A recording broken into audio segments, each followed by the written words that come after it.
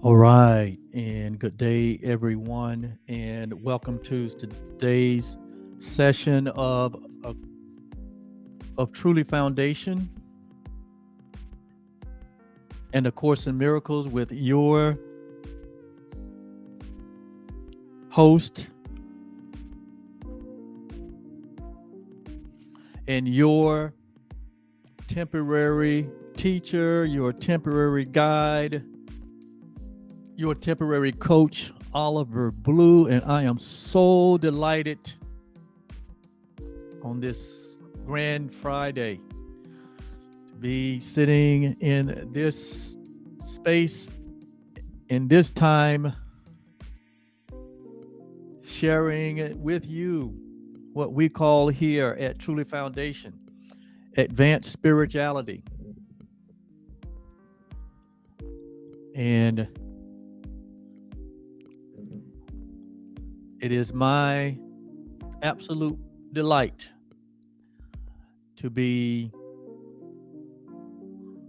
no different than you, but to be sharing and shining forth this one shared being that we all share. I'm talking a little metaphysically here now, and of course,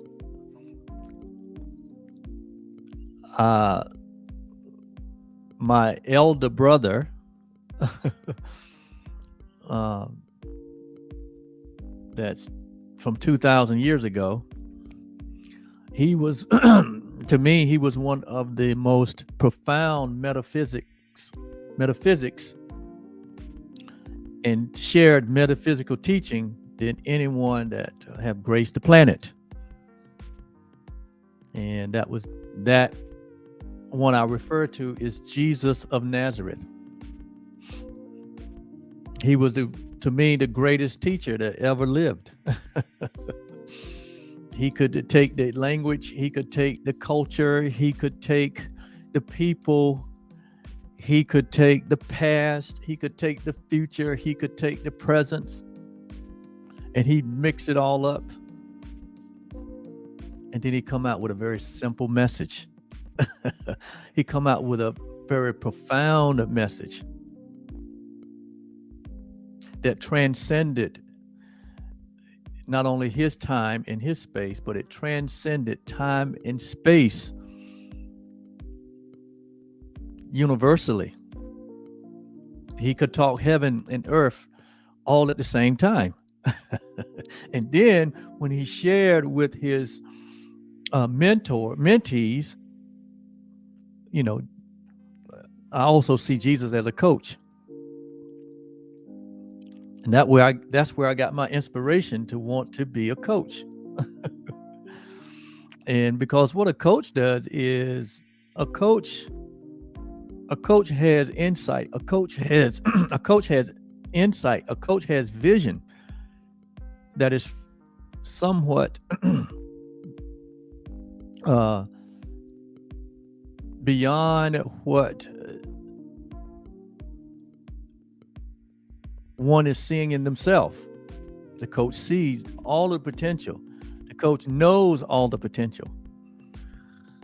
And it's the coach's job to use an evocative approach, right? To get the student or the disciple or the mentee to look inside so that they can get the same insight, so they can see the same potential, so they can understand the gift, so they can understand what it's for, why it has been given, and how it can be expressed in such a way that it extends far beyond the bounds of that person. And so I've always been inspired by not only Jesus' coaching style, but the content of his coaching, because he taught metaphysically.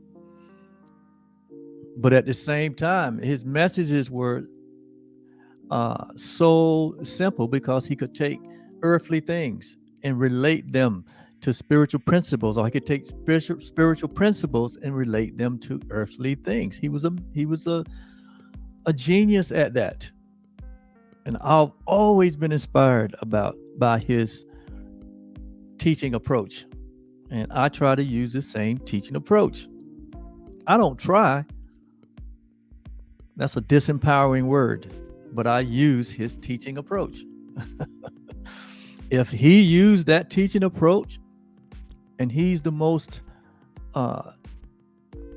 without a doubt, he's the GOAT, greatest of all times, and for as a teacher, he was the first.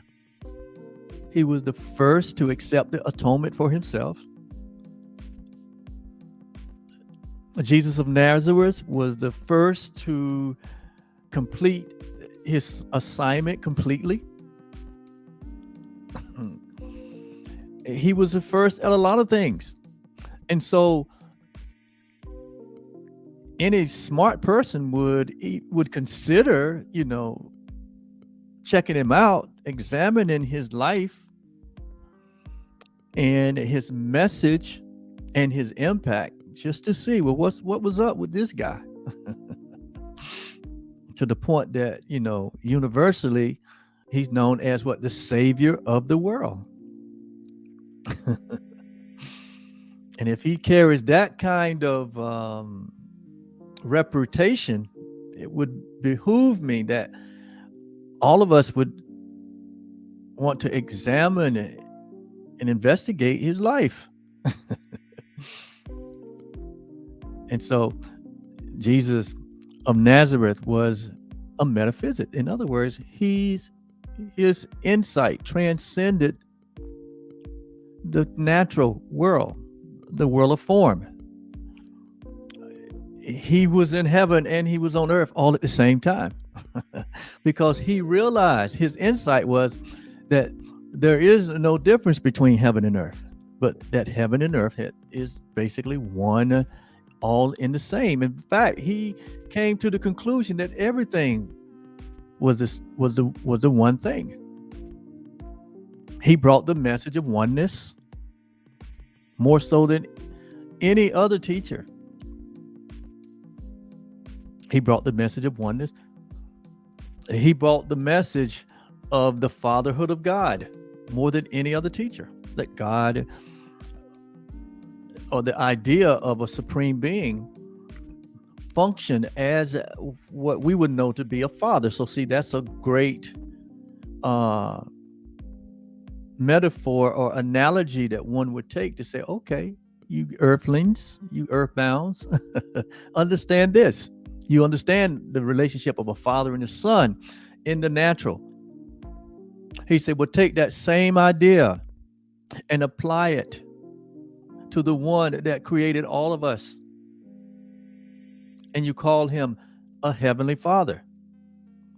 And so even when he taught his mentees, his students, to pray, he said, pray like this. Say, our Father, which art in heaven, or of the heavenlies. That this Father is beyond time and space. This Father is the one that penetrates and permeates and fills all the universe. In other words, what is the Father? The Father is the original. The Father is the beginning. The Father is the one that gives birth to what? To life. The Father is the seed of all life. So that is not talking about gender. We're not talking about gender, because we already know that the Supreme Spirit, or the universal mind, it's not a gender. It is not a gender. It is this omnipotent, meaning all powerful. It's omniscient, meaning all knowing. and is omnipresent, which means that is always present and everywhere present. And so this is what we are a part of. This is the ocean that we swim in, that it is infinite, that it is eternal, that is changeless and unalterable, and it is the truth, and all infinite intelligence reside in this consciousness or awareness. It's timeless and it's formless.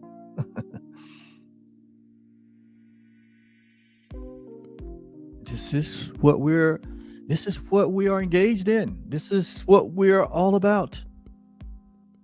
This is what we're all really seeking for, to know that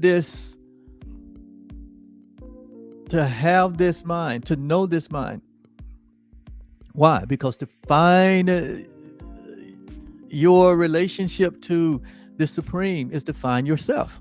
Because what you come to discover, based on the teachings of, like I say, the greatest teacher of all, the GOAT, as they say in this day, and the greatest of all times, was Jesus of Nazareth. It doesn't make him any special. It doesn't make him any more of a creation of God than you. It just means that he is our elder statesman, our elder brother. He completed his assignment and became the administrator of the atonement only because he was the first to do it. But it doesn't make him any more or make you any less than what Jesus is, because of his accomplishment. What it does make Jesus is the one that we honor as our elder brother. We honor his showing us the way. We honor his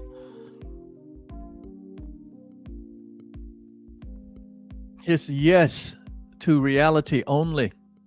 As a man, he showed us what life is. He showed us the meaning of life.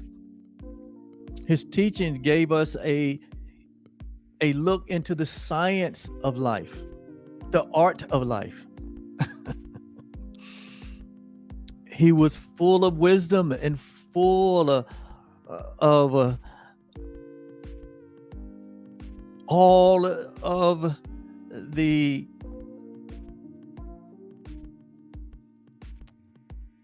unhindered spirit that is available to all of us. So you shouldn't have an inferiority complex where Jesus is concerned. In fact, you should not have, Jesus would tell you, don't have an inferiority complex where your Father is concerned. He would tell you the only difference between you and your Father is that your Father created you. You did not create your Father. That's the difference.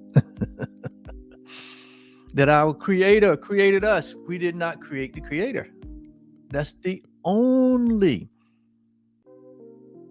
if you want to say if there's a difference, that's the only thing that we should be aware of. But in terms of essence, the essence of what God is the essence of who you are and who I am and all humanity. None excluded.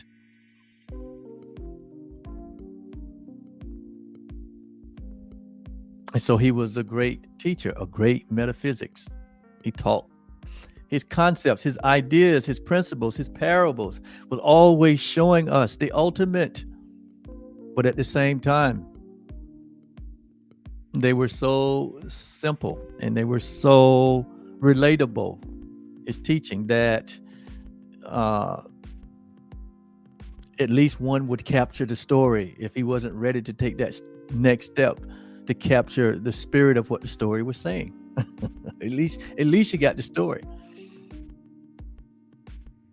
Because God is able to take just the simple story like the prodigal son, a simple story like the creation story, or a simple story like the woman at the well, or a simple story like the encounter with Jairus, or a simple story uh, like the birth, or where I say like the premature death of Mary and Martha's father. And his name was Lazarus. So at least, we have the stories, and the Spirit can work with the stories when we are not ready to make that next step. But eventually, all of us will be ready to make that next step somewhere in your life, or in your many life experiences. You will make the next step, and God will take the final step. It will happen because it is God's promise. It's God's guarantee. God made an oath with himself that love has what? Love has forgotten no one. Love has lost no one. So the whole idea that some is going to be lost and some going to be eternally with God, you can squash that. That's a fable and a myth that we made up.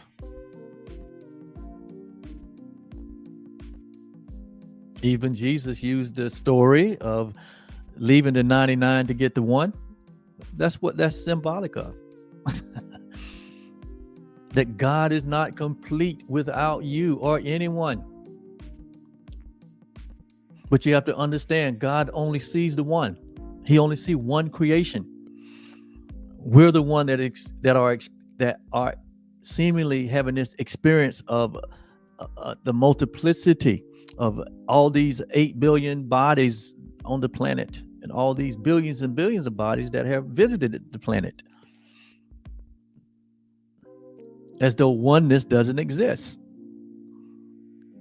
as though Humpty Dumpty indeed fell off the wall and broke into these billions and billions of pieces. And all that is designed to keep you in a state of falsehood, in a state of separation, in a state of fear, sin consciousness, and guilt. And the only cure to that is the truth, which is true always. Thus, the founding of Truly Foundation. One of many voices that are sharing these advanced teaching, this bringing awareness and bringing clarity and bringing understanding to all humanity, that what we see is not what we get. But there's more than what meets the eye. There's more than what meets the eye. And what man has made is not what God created. But what God created has not been affected, not 1 inch, by what we've made. It's like when you lay down to sleep at night, or when you put your children to bed and they lay down to sleep at night, and you check in on them and you notice that they're having a nightmare. And to them, in that moment, that nightmare is real. The lion, the tiger, and the bear. Even as adults, even as we move through life, we continue to enter into dream-like states when we fall asleep and fall out of consciousness, when our conscious mind is no longer aware. But your subconscious mind is always aware. And it is those things that we have allowed to get into the subconscious part of our minds, in the form of separation, division, and fear, in the form of an angry God, in the form of an unloving father, in the form of bad experiences, bad earthly experiences that promotes scarcity, that promotes low self-esteem, that promotes a self-image that is nowhere in the ballpark of who we really are. And all of the things that this cultural world would communicate to us about all of the shootings and all of the killings and all of the viruses and all of the, all of the economic downturns and all of the bad news, all that come into our space every day. Well, at least for some of us, because you don't have to make yourself available for any of that. You don't have to make yourself available for any of that.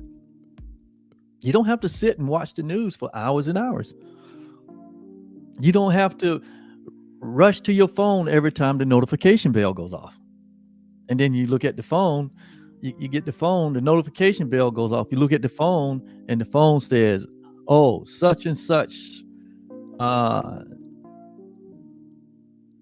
incident happened. But it's never positive.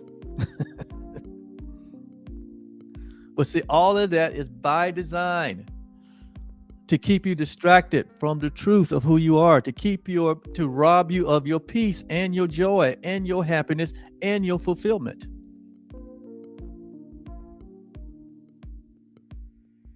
And Jesus said it this way. He said, forgive the world in its thinking, for they know not what they're doing. They don't know that they're doing it to themselves. They don't understand that they're using their creative power, their creative ability to miscreate, to promote separation, to promote sin consciousness, guilt, and fear, to make the body the main attraction, to make our physical experience the main attraction.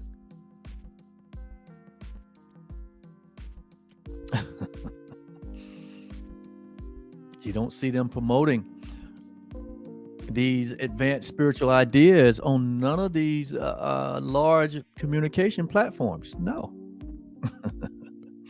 That don't make them money. That doesn't make them money.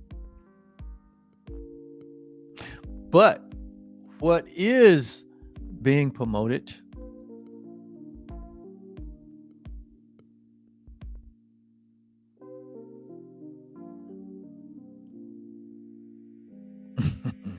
don't make you happy.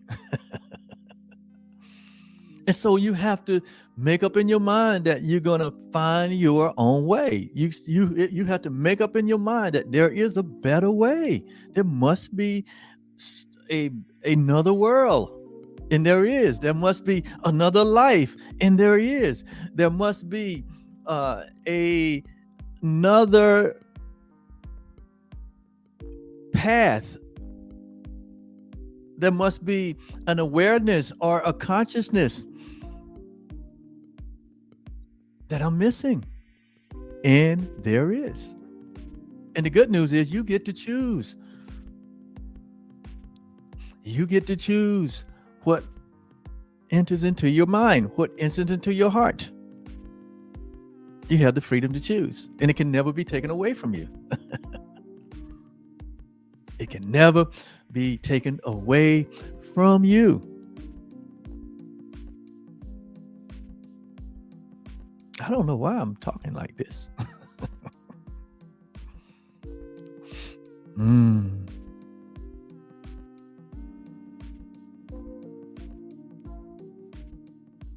So, I'm happy to be here. I'm happy that we are here. I'm happy that we have this space, this freedom, and this space wherefore we can share these advanced spiritual ideas, realities, so that we can talk on this beyond the natural level, so that we can be a light to the world, so that we can help others who are in pain and suffering and mental anguish because of a lack of understanding.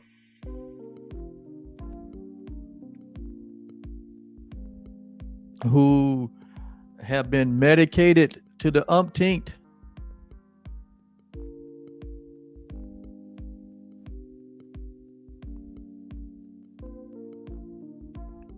from not knowing. But we're here to declare that there is a better way.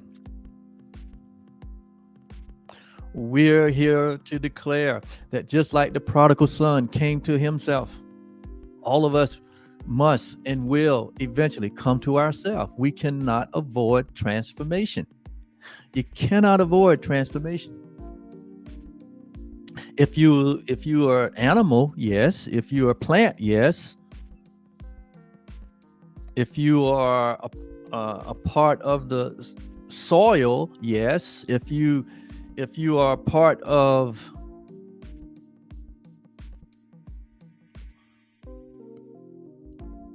the other forms in life, yes, you may be able to avoid transformation. But in reality, even those elements go through transformation or evolution. Look at the caterpillar that eventually what ends up as what? This beautiful butterfly. See, that is a metaphoric, a metaphysical teaching that Jesus would have used. I use it. It's symbolic of things are not what as they appear. You have to know what the purpose and the potential in everything. And there's life in everything. In every grain of sand, there is life. In the moon and the stars and the sun, there's life. In the ocean and all of the oceanic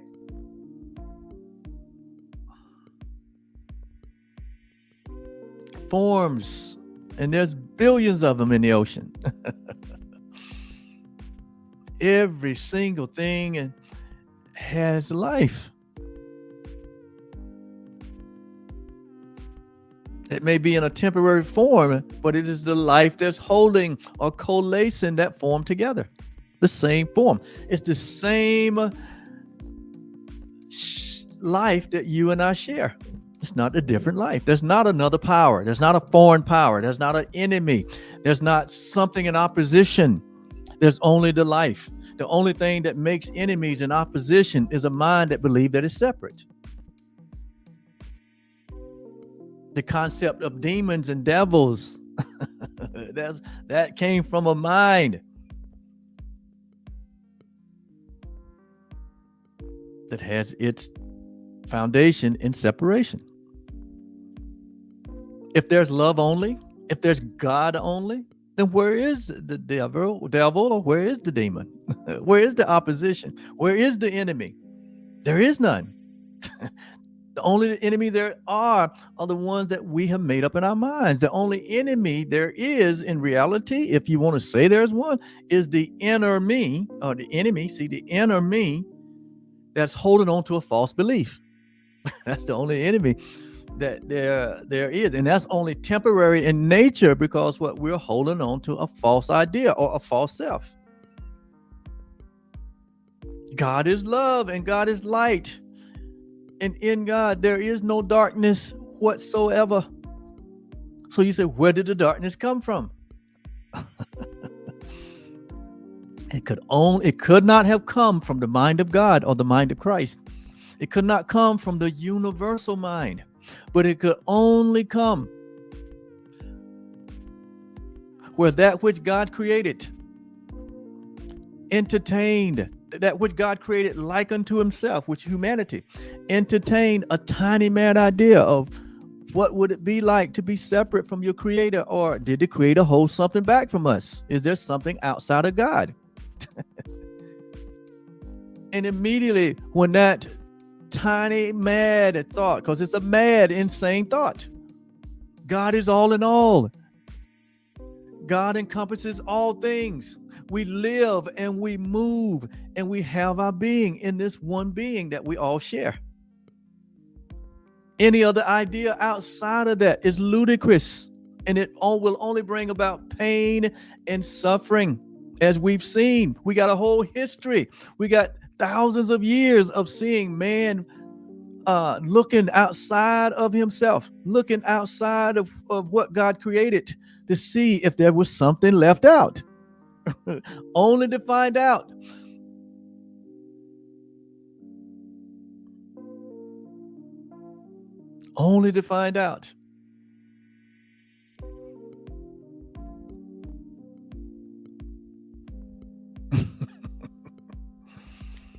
that there's nothing left out. Ultimately, we all come to that conclusion that what God created is whole and holy and complete and without blemish. What God created is its very own self,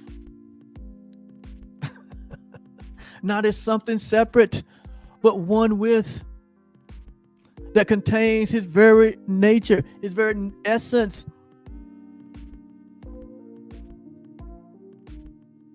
And we have been getting a continuous unfolding of the revelation of what that really means. And we have gotten men to search and turn within and come up with these direct revelations for God and have put them in writing, and all of them was not complete. Some of them was still mixed with the ego to give you the impression that God is love, but God, can get angry too. And that's the kind of idea that anyone would fear. But that's what we made up because we haven't had the full revelation of what love is. But here we are in 2023, and there are many voices now, many voices in the earth, many voices in the world that have a grander and a greater revelation of our true identity, of our oneness with the Father. And now that we look back and look only on the message that Jesus brought, we see and hear that message that he was speaking of 2,000 plus years ago. But it was drowned out by the religious community. Jesus was talking the art and the science of life, but it was drowned out by most of the ideas about God that were man's made traditions to the point that they felt threatened, to the point that they say, what, we got to put this guy out of here. Otherwise, he's gonna expose our game.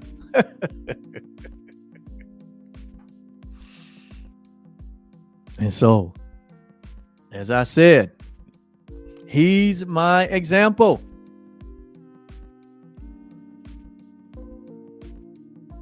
He's my example.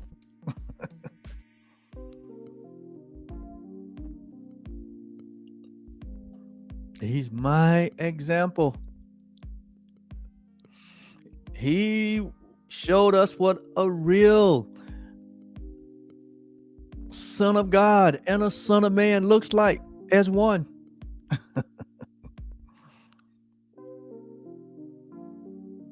He's my example.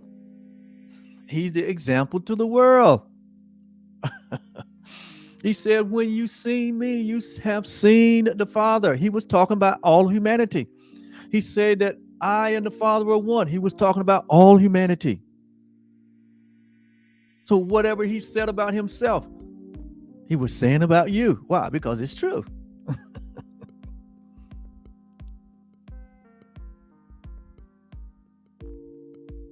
And when we're going to wake up, and when we wake up to this reality and embrace our full identification as one with God, just like our elder brother did, and stop making him a scapegoat to say, no, we're not holy. Oh, no, we're just sinners. Or no, we can't do what Jesus did. He was special.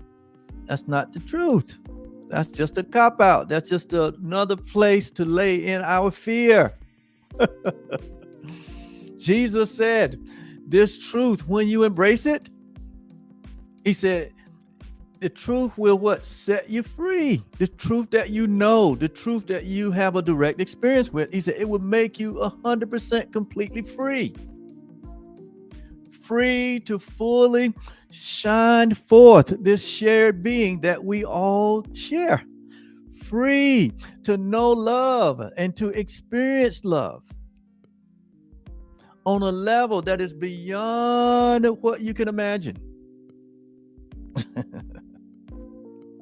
To get involved with the infinite creative process that is going on all the time, all around you. To live the abundant life.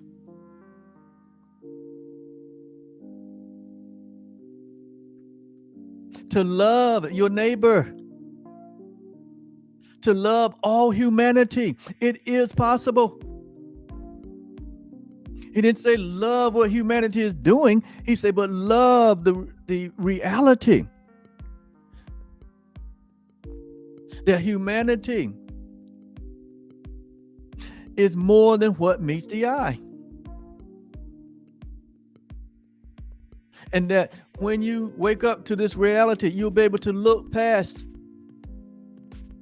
what's in form.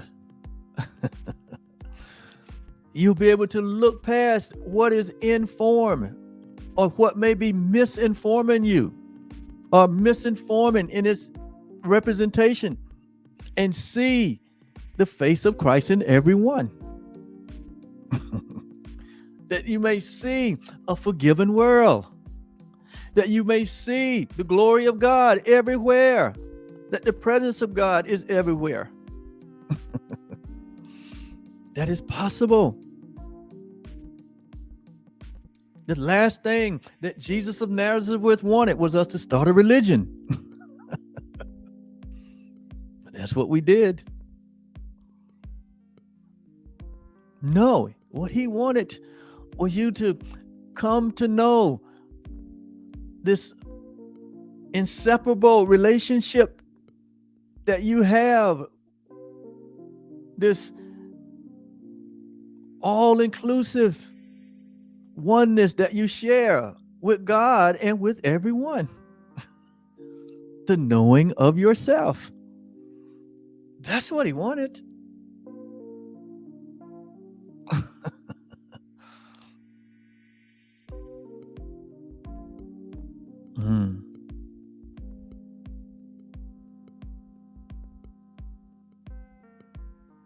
I'm not knocking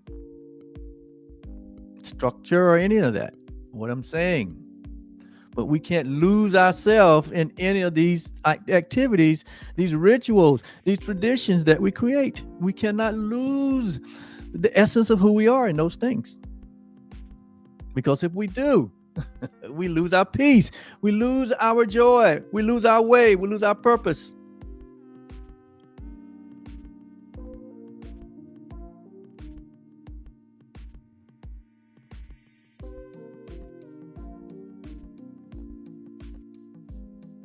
I did not come here to talk about this.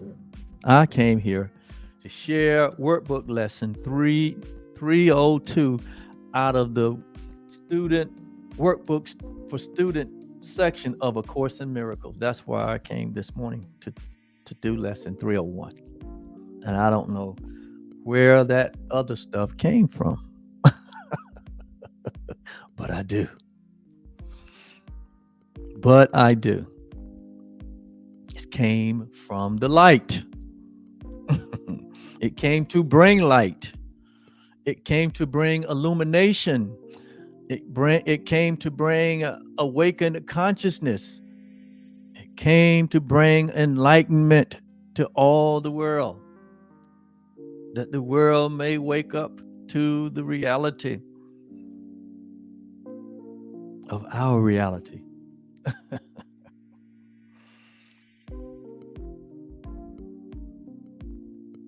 And so, in workbook lesson 302, out of the Workbook for Student Lessons of A Course in Miracles.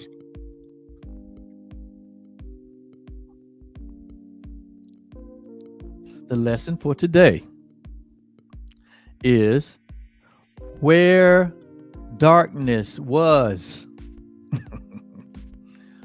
Where darkness was, I look upon the light. Now that's a parable right there. That's a story. That's a metaphysical statement right there.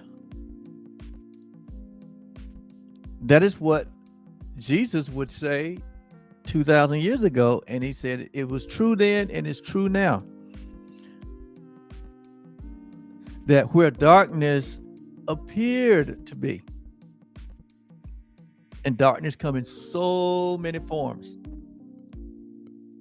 sickness and disease and pain and suffering and anguish and torment and hatred and inequality and prejudices and supremacy, superiority, inferiority.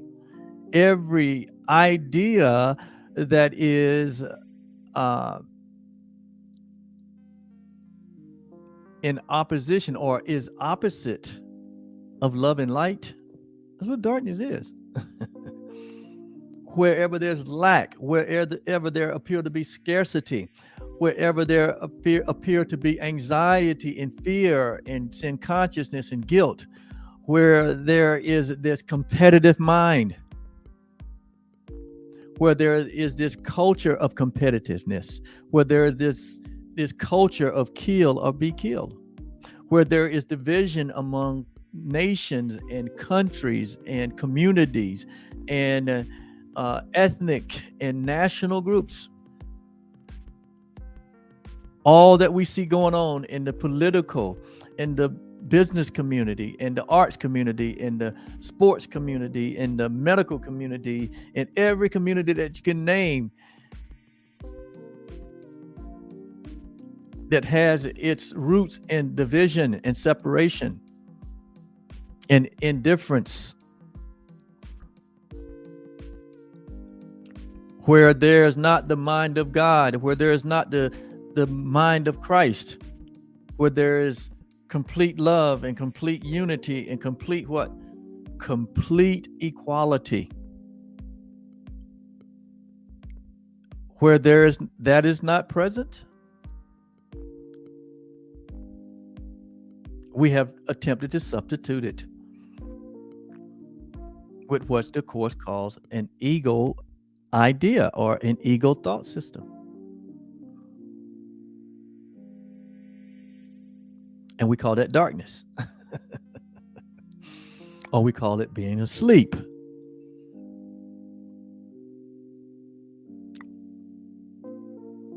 So where darkness was, I look upon the light. This eye that is looking upon the light in darkness, what can look upon darkness and see only light? What is this I? What is this I? It is the I am. It is the one that have awakened to the reality of their oneness with God. To know that there's only light, that there's only love, that the only reality there is God. God is, and there is nothing else. And we are part of that.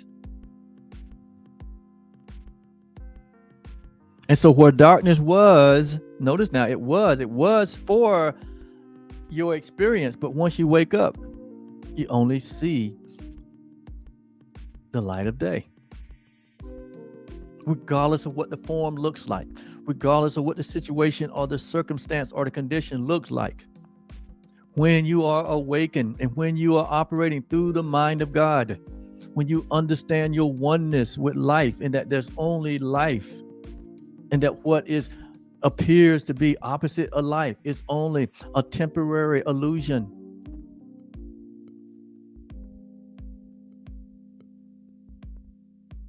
Then you see light everywhere. You see God everywhere. Even the writer in Matthew picked it up and said, the pure in heart shall see God. What? In everything. The pure in heart. The pure in heart is that one that now looks through the mind of Christ, or the universal mind of God, and understand the difference between that which is real, which can't be threatened, and that which is not real, which does not exist. And so walk upon the earth in the peace of God. That's how you walk in the peace of God, by knowing the difference between the real and that which is not, the false and that which is true. And you come to understand that everything has become the one thing, that heaven and earth indeed has become one. That same prayer that Jesus taught the disciples to pray, to teach them about the oneness of the Father, the fatherhood of God. He also taught in that same prayer the brotherhood of man.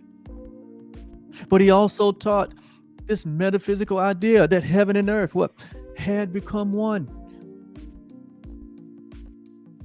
Our Father, which art in heaven, holy is thy name. Thy kingdom has come. Thy will is being done on earth, as it is in heaven. So heaven and earth have become one.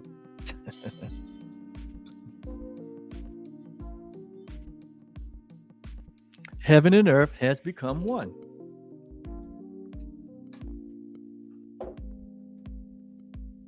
I think somebody's trying to call me from heaven. And they are, because wherever humanity is, that's where heaven is. So every call that comes to your phone, it's a call from heaven. On earth. See, he said, let it be on earth as it is in heaven. I understand that. So I understand that eternity is not something in the future, but it's now. I'm standing in eternity, and so are you. And so is everything in form. When you realize that there is no separation nowhere, even heaven and earth is not separated, then you realize, oh my God, I'm already walking in the glory. And yes, you are. You've never not walked in the glory. You've been crowned with glory and honor. You can't lose that.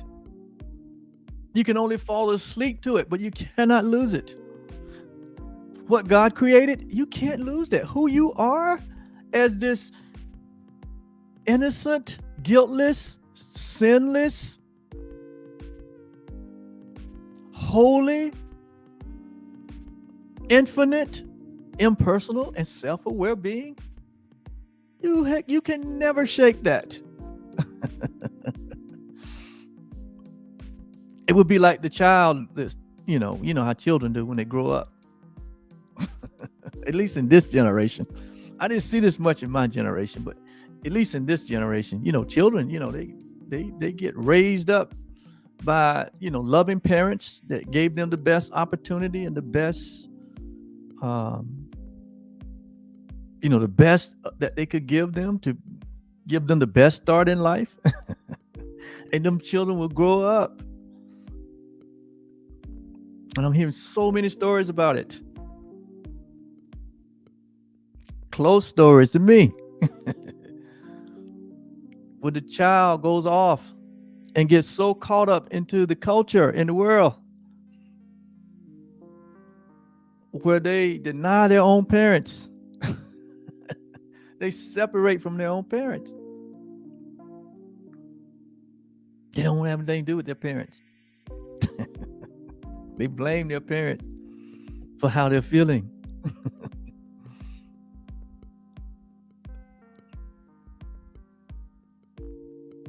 But one can say, hey, I don't even know them. I don't even know my parents. I don't even claim them. To me, they don't even exist. You can do all of that. You can go and get your name extracted from the record. But none of that changes the reality of your of your origin. None of that changes the reality or the value or the purpose from which you came. And that's how we have, had this collective dramatic experience as a species.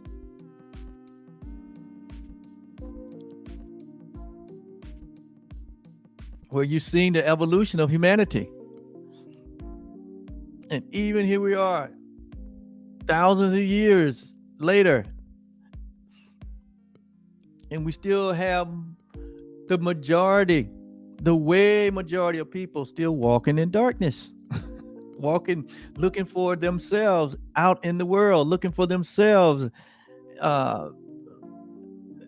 looking for significance, looking for a purpose, looking for their identity in form.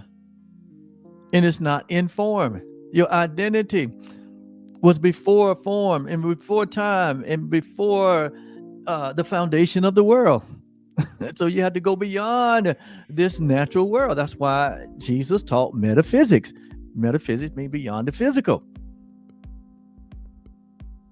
There has to be a turning within to get an insight and a revelation of our true identity.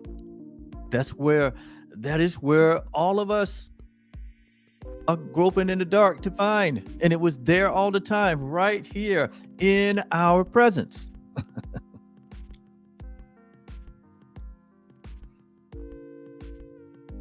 And so that's why there have to be temporary teachers, temporary coaches, temporary guys, right? And I say temporary because the permanent guide is your discovery of your true self. When you find your true self that has never been lost, you discover that you have everything. Everything is eternal and internal. That your inner world is the real world, and that inner world wants to become your outer world. But you have to turn inward. All of us have to go through what the prodigal son went through the story of the prodigal son, which is a great story. Because within that story is the whole story of God and his creation. The prodigal son came to himself. Notice now, he came to himself. Why? Because it is himself that he was looking for. And all of us, we cannot escape the transformational process of coming to ourselves. And God will use every piece of content in your life, every relationship, every event, every activity, every sensation,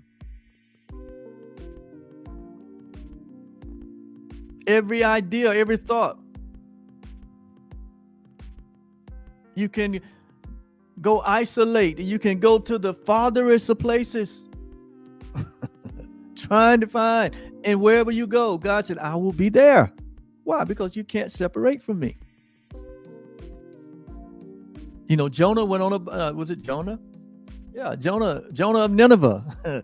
If you a Bible student, he went what? He went to Nineveh to hide out, to go isolate himself. He went to Nineveh. And God was there.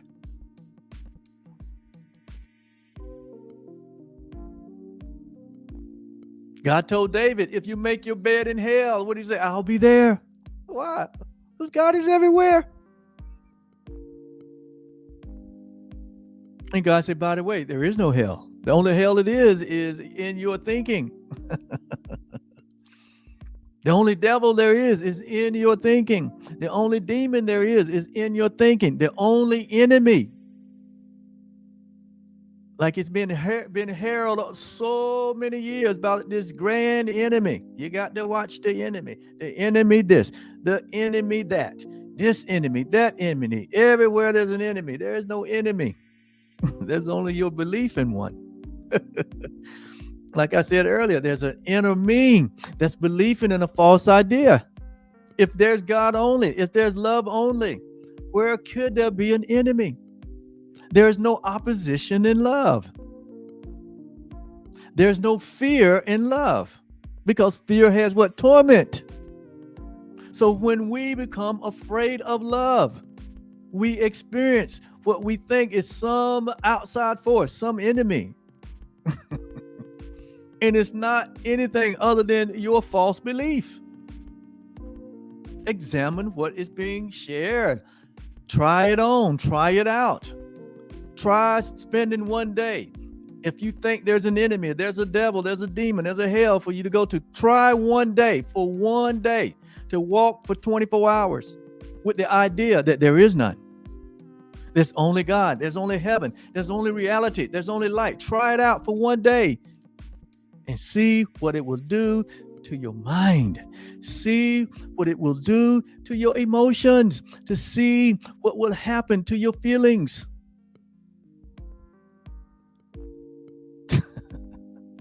When you walk in an awareness, in a consciousness that there's only love, and that wherever you are is love, that wherever there were an idea of falsity about a false self, an ego self, a separated self, a sick self, a broke self, an emotional disturbed self, a mental self, a crazy self, a fearful self, an unloving self,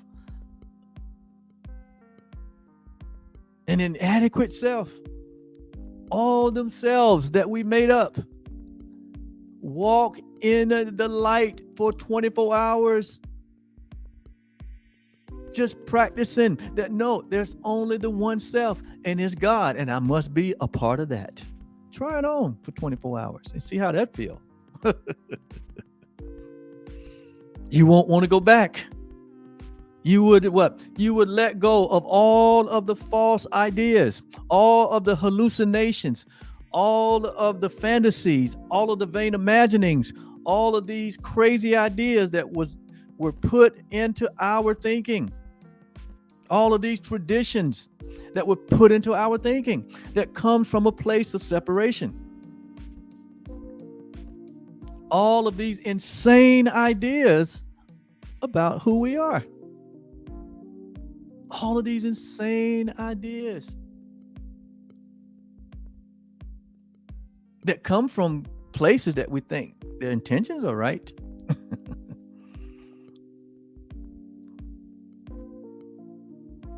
Come from institutions that we think their intentions are right.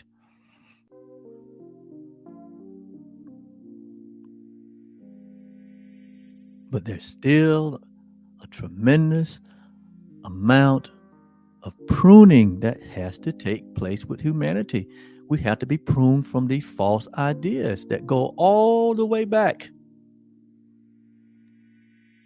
That goes all the way back into the creation story, where God walked into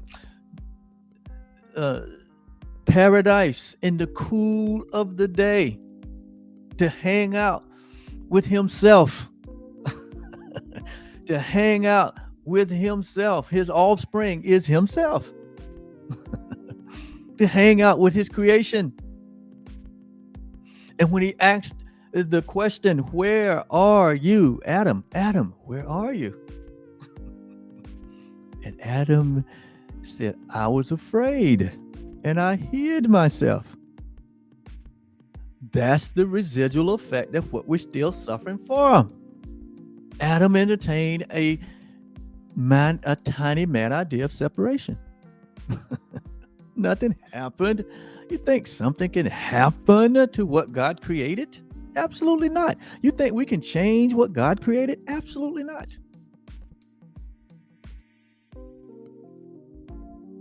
We only entertain a tiny mad idea of separation.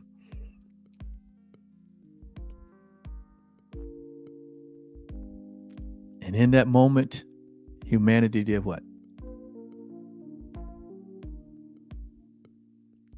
Fell asleep and dreamed up a whole world outside of God, outside of Eden, outside of the garden, dreaming it. And all the content of that dream was designed to be an attack on love. To say that love is not real, to say that eternity doesn't exist. They say that God is an angry father. All of that in the dream.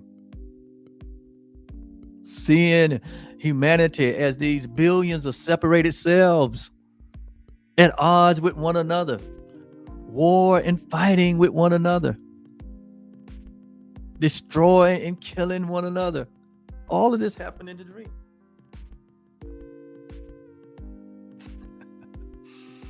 As though the light turned into dark. That's not even possible. All that came from a tiny thought, a tiny idea. And that's where darkness was. It was in the mind. The darkness happened in Adam's mind. And we're still suffering from the residual effects of that. Nothing really happened in eternity. It only happened in Adam's mind. He entertained an idea that was insane, that we could separate from our Creator, that we become these individuated selves, feeding for ourselves, protecting ourselves. And you see the mess that was made. Well, one by one, humanity is waking up to the truth. By what? By the revelation, as Paul said, that this mystery that appears to be held back in time past has now been revealed, which is Christ. Not in you. That's what Paul said. He had just a part of the revelation. But Christ is you, because there's only one of us. That you are the 2023 version of Christ. Yes, you are. All humanity is, whether you know it or not. You may not be acting like that, but still, we can't change what God made, because God made the one. We can just be asleep, dreaming of being something else, living a life of nightmare, on the chase, on the run, trying to avoid the box at the end.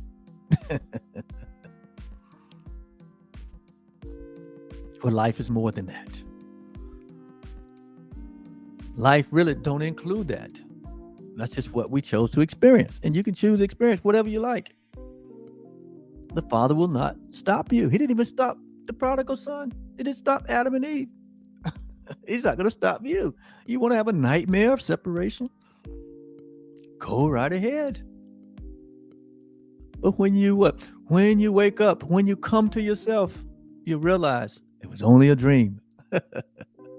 No love loss. Only a dream, only a nightmare. I mean, you look at some people's experiences, and I've had some experiences that was a nightmare of an experience. And this was at a time where I did not know, I did not understand. It was a nightmare, and it appears to be so devastating. It appeared to be so wrong. And then I thought it would devastate me. I thought it was the end of me.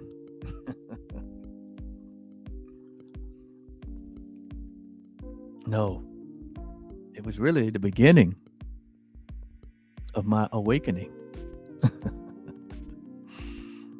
Because what? God is at work to will and to do of his good pleasure in everybody's life, regardless of what is happening. Who's sick, who's not well, who's suffering, who's incarcerated, who's in addiction, who's in anger, who's in separation, who's in isolation. Doesn't matter. God's working. He's working in everybody's life. He's using the content of your life to wake you up. Wake me up. And he uses little voices like Truly Foundation to point you to the light, to point you to the light which is within. And so, where darkness was, I look upon the light now. I look upon the light now because there's only light. When you wake up, you realize, wow, where's the light been? It was there all the time. There's a line in the course in chapter 26.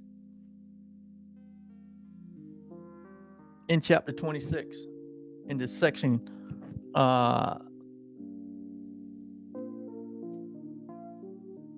this is what, section 9, under the section called "For They Have Come," and on page 562 in the blue book on the top of the page, paragraph 6, it says, "The holiest of all the spots on earth." Notice now. It says the holiest place on earth. Oh, there are holy places on earth. See, if I told you where there are people we want to go, well, I want to go there. Well, listen, hang on, let me finish. Because you're going to realize you're already there. See, we don't have to go anywhere. We don't have to run here and yonder looking for pleasure, looking for identity, looking for happiness and fulfillment. We don't have to. You are the happiness that you seek. You are the fulfillment that you seek. You are the significance that you seek. You are it. But all of that has been covered up in an attempt to find something in a place that is not. It's not out there. There is no out there in reality. There's only the cause, which is you. And what's out there is the effect of our thinking. And so it says the holiest. Notice now, the chorus said that there's a holy spot on earth. He said, and the holiest of all the spots on earth. Notice now, you will know what this is, right?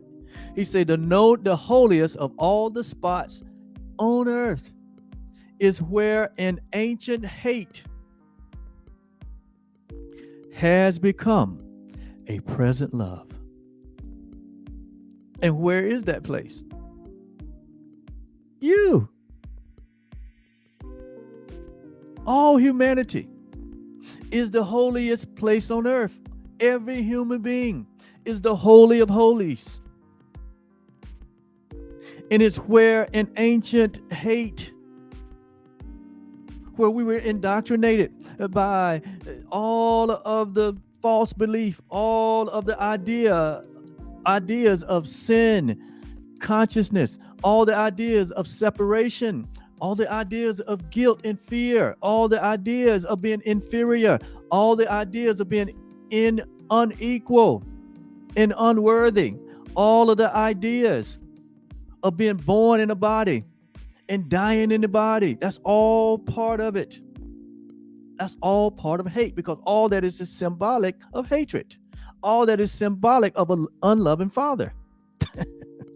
All that is symbolic that love is not real. All that is symbolic of an angry idea of death and the fear of death.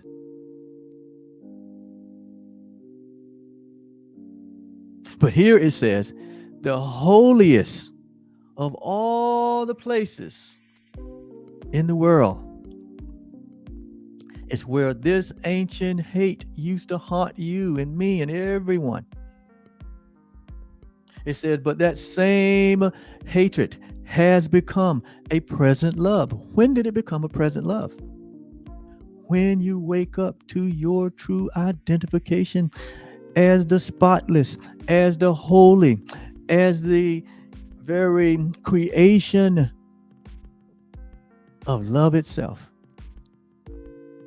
When you begin to embrace the fact that, yes, the real you is love. The real you is God. The real you is what God is. And now this ancient place that was filled with fear and anxiety, that was filled with the belief in sickness and sin and guilt that was belief in hell and heaven, hell and devils and demons and enemies and all the things that haunt the mind of humanity. When you wake up and realize your true identity, that all of that was just an illusion, all that was just made up in our minds, all that was just residual effect of Adam's decision to think that he was separate. Adam's decision to say what? I was afraid. Adam's decision to say what? We covered ourselves. We isolated ourselves. And God said, who told you that? Where did you get that cockamamie idea?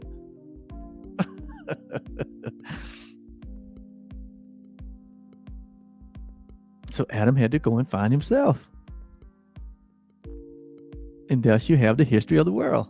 And thus it is 2023. And now it's your incarnation. It's your life. It's your time.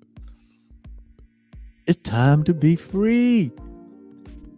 We all are looking for complete freedom. That's why we feel so uncomfortable in our habitat.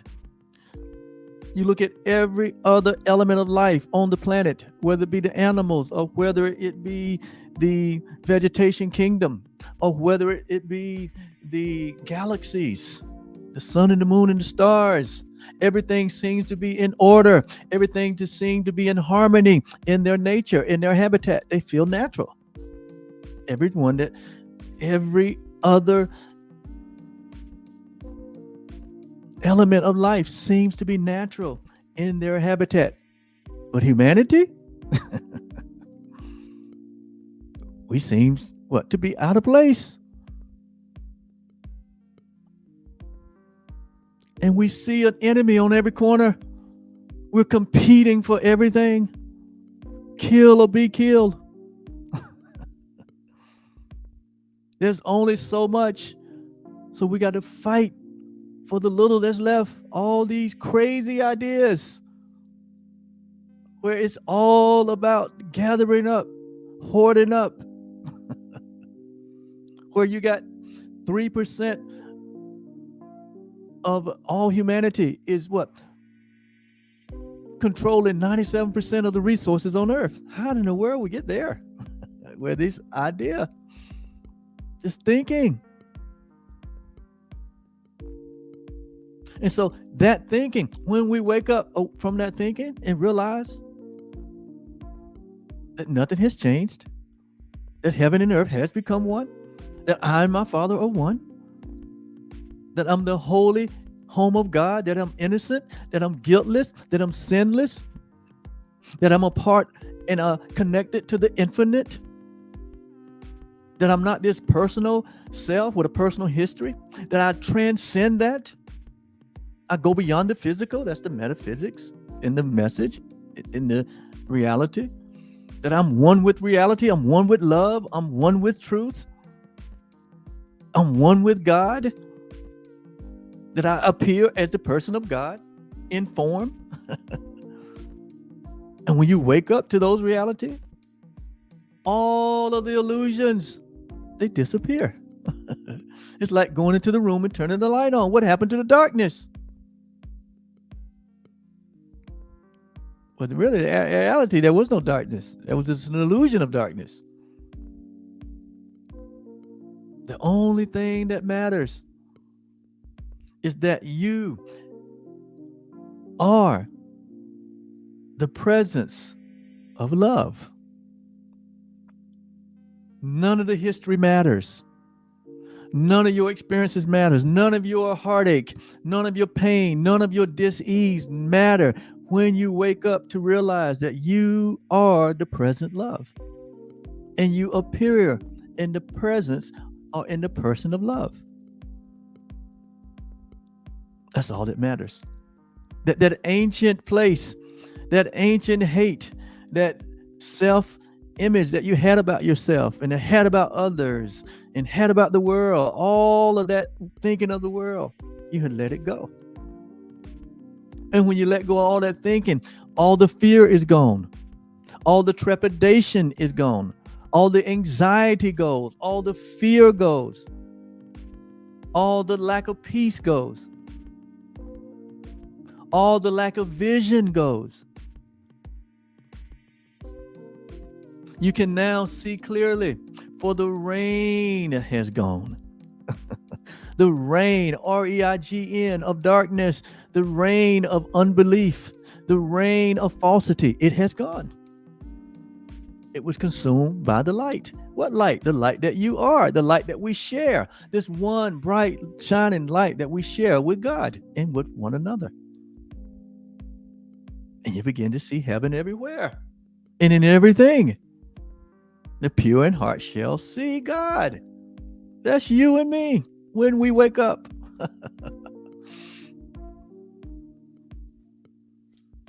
And so, where darkness was, I look upon the light now. Where the ancient hate was, it's become the holiest place on earth. And that's you and me. And so, Father, our eyes are opening at last. Your holy world awaits us, and our sight is finally restored, and we can see. We thought we suffered. We thought we suffered. We thought we was in suffering and in pain and in turmoil. We thought we was in a world that had no solution, had no answer. We thought this. He said, but we have forgot. It says, but we thought this because we had forgot that what you created was changeless and formless. We had forgot that the Son, that the Christ, the one creation, whom you created, it was in our forgetfulness of that reality that we thought we suffered, that we thought we was born, that we thought we died, that we thought we were in limitation, that we thought there was something missing and something broken, that we thought you didn't love us. It was in that we suffered.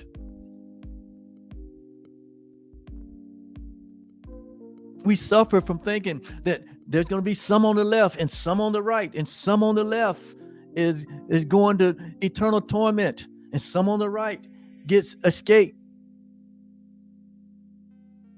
That whole idea that we made up, that's suffering. When we tell people that some people are going to hell, that's suffering. That is not the truth, and we need to stop it. We need to lay down our plowshares, lay down this false idea that God is some special God just for some people and not for others. God is for this team, he ain't for that team. God wanted us to win, like God didn't want this team to win. We need to cut out all that foolishness that God is for this country, not for that country. God is for this political party, not that political party. God is for this people, not that people. You got all these crazy messages that are continuing to promote these ideas that only create suffering in humanity. The record has to be made straight.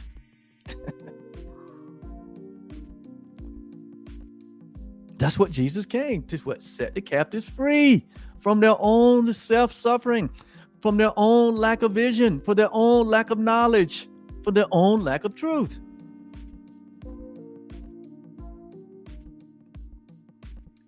So don't get no ideas.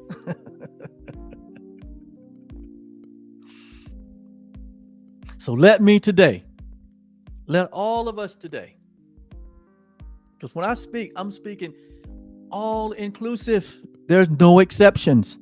There is no exceptions in love. There's no specialness in love. There's no hatred in love. There's no my people in love.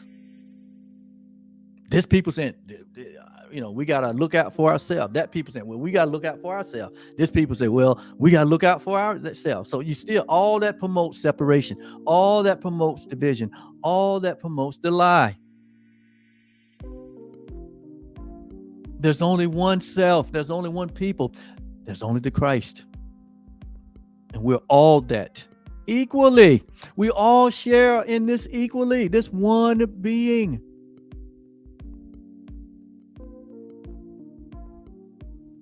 And we have to let go of this false idea of specialness, of division and strife, divided by race, divided by gender, divided by how you love and who you love, divided by political ideas, divided by corporate and business and industry ideas, divided by the arts, divided in sports, in a way that division can appear and form. We've seen it, we participate in it, and we see the mess that it has made.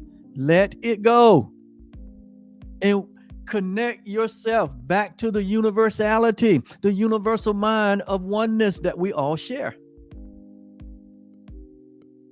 Therein lies your peace.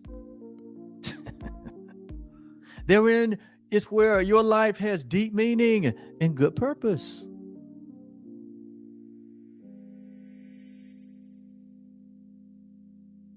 Now we see that darkness is our own imagining. It's our own imagining. And light is there for us to look upon. Christ's vision changes darkness into light. It is through Christ's vision that changes darkness into light. What is Christ's vision? That you are the Christ. You see yourself as the one same self as everyone else. And you see yourself as what God created originally. Holy and without blame before him in love. Having no spot, nor wrinkle, nor blemish. Seeing yourself as the infinite, impersonal, and self-aware being that you are. And sharing that being with everyone, shining forth that shared being light that is within all of us. Becoming a part of God's plan to awaken all humanity. By your walk of love. By your demonstration that there is no separation, by your demonstration that there is no inequality, by your demonstration that there's only the one, and we have this one interest that we all share. It's called the kingdom. It's called the family of love. Everyone, no exception.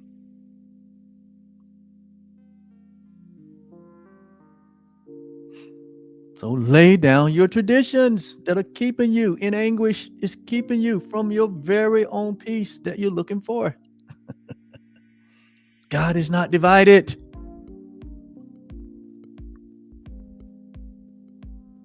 Love is not divided.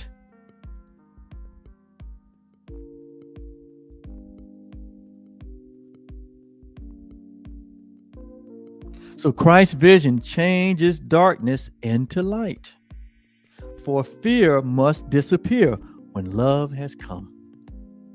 See, fear disappear when love comes. Why? Because fear has torment.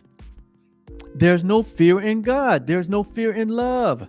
There's no darkness in light. God is light, as 1 John says. And in him, in God, in reality, there's no darkness at all. So all the darkness that has ever been experienced has been a creation of humanity. And we have to own up to that. In the same way we chose for the dark, we can choose again for the light. It's just that simple. You don't have to do anything else but recognize the truth. You don't have to go anywhere. You don't have to ask anybody. You don't have to get permission from anyone. You don't have to go to a particular place, a mosque or any place. All this happens within your consciousness. All this happened within your awareness. There's no requirement. There's nothing to be done other than a recognition. Enlightenment is but a recognition.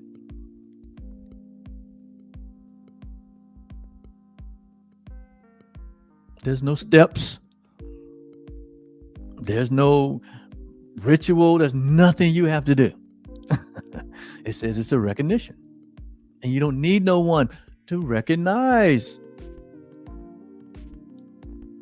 The recognition is within yourself. The remembrance of who you are is inside of you.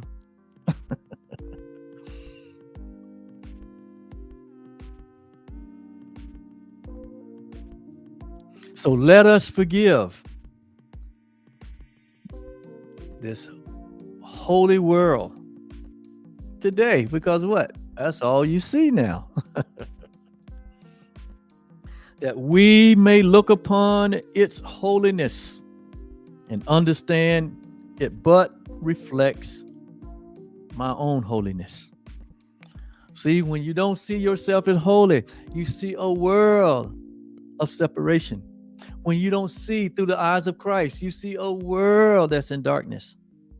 But when you look through the vision that Christ, the oneness that we share, is in reality, once you look through the universal mind of God, you see a forgiven world. You see a world of holiness. And it reflects that holiness back to you. And so, to conclude this message, that where darkness was, I look upon the light. Where an ancient hate was, it become a present love. Our love awaits us as we go on this return journey home, and walks beside us, showing us the way.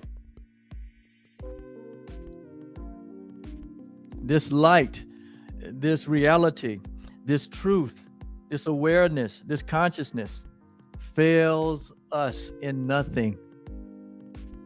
Truth can never fail. Love never fails, as the scripture says.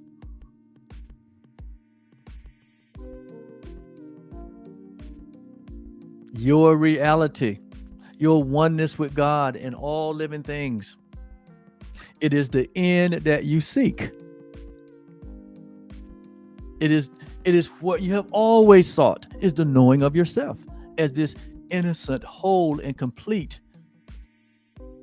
infinite, eternal, unchangeable, and unalterable self that you are.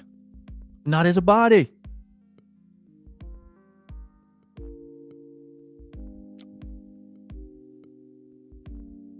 Not its form, but you're in form for a temporary experience.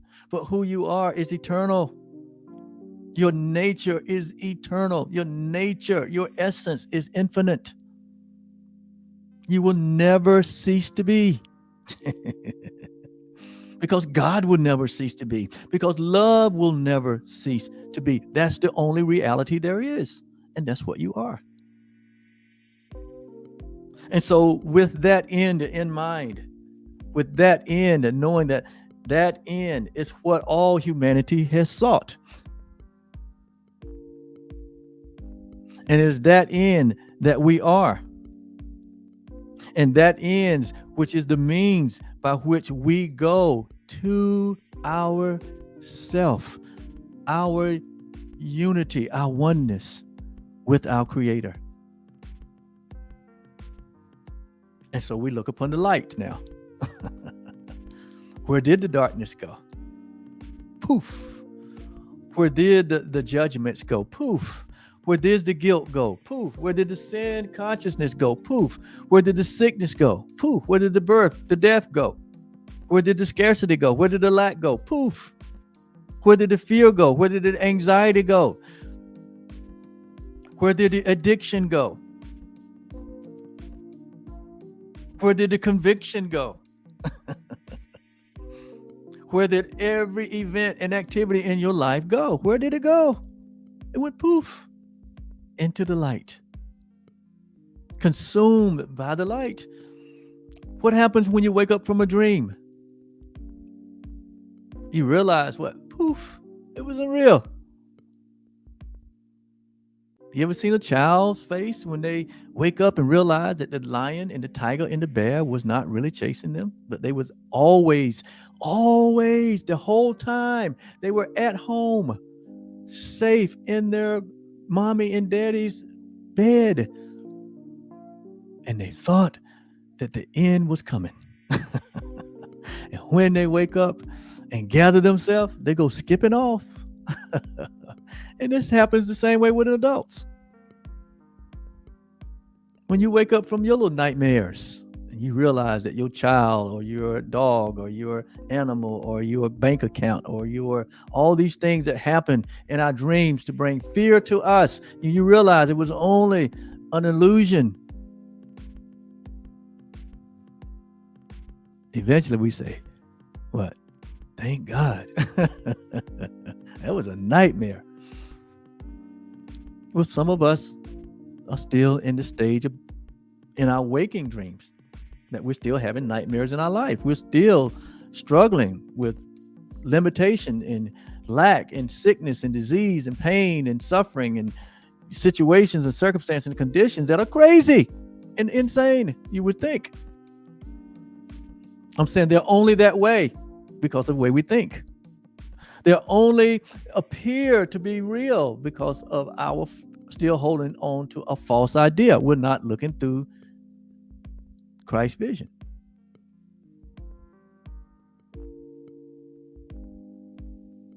But the light has come. And you are that light. And so is everyone else. No exception. We have to get to the point where there's no exceptions. We honor truth only. And regardless of what the appearances are, we know that behind those appearances that look that looks opposite, there's a bright light. There's a correction in process. Things are being corrected. In this world, everything you see that seems so damnable, it doesn't look pretty. That's part of the correction process. It's part of the correction process. And it ain't that God is correcting anyone. God's not punishing anyone. It is humanity coming to its senses and hanging on to its old ideas, even to the end.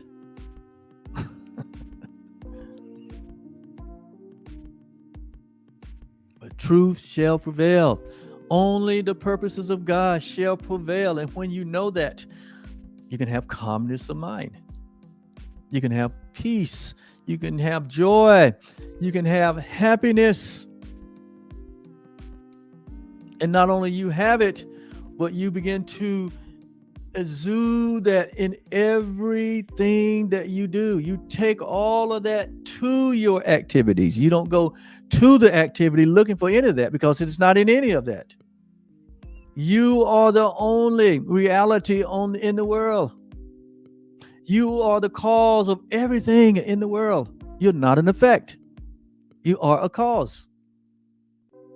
And you can change your outer world when you start looking through your inner world. You are a creative being, just like your Father. And what we have created that we don't like, we can use this same marvelous mind of ours when it's in a renewed and a transformed state to create what? To recreate an outer world that we do like. What would you love? That's what Jesus meant about the abundant life. He came that we may what? Have life and have it how? More abundantly. Then he said, above all that you could ask or think, according to what? The power that worketh where? In you. So we have to release the power. What is the power? It's our vision. The power is the knowing of ourselves, the knowing that we are in the present. We are here as the present, appearing as the present of light and love. We are the light of the world, like our elder brother said.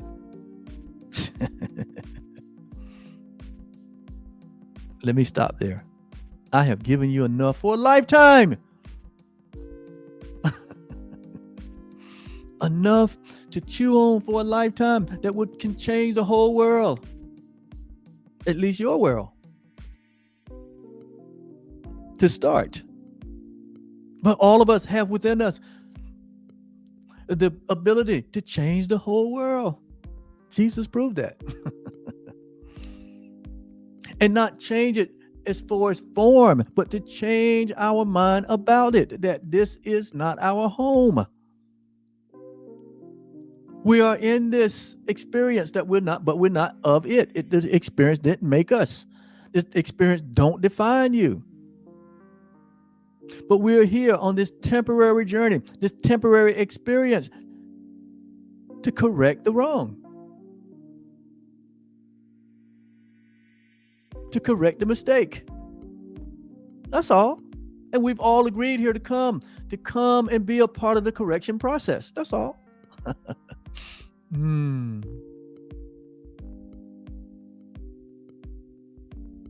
I gotta go. Thank you so much for being here for workbook lesson 302. And boy, we have 63 more lessons to go, and they only get deeper and deeper and deeper and deeper. The light only gets brighter and brighter and brighter. You only come to understand more and more and more. You become more aware and more conscious to your true self as the Christ. So stick around. There's more. And when we finish the 63 lessons, that's only the beginning. We're going to be here for a long time. Have a great Friday. Have a great life. Bye-bye.